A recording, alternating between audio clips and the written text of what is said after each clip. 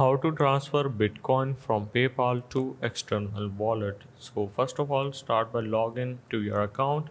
And once you are logged into your account, you just have to enter the crypto section of the application. So right now I don't have that because it's a business account.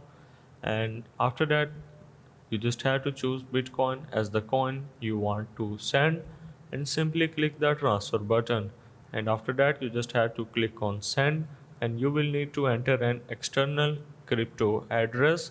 If you want to transfer cryptocurrency out of your account, copy and paste an address, manually enter it or scan a QR code by tapping the QR code button to the right of the search box and simply enter the amount that you want to send and tap next.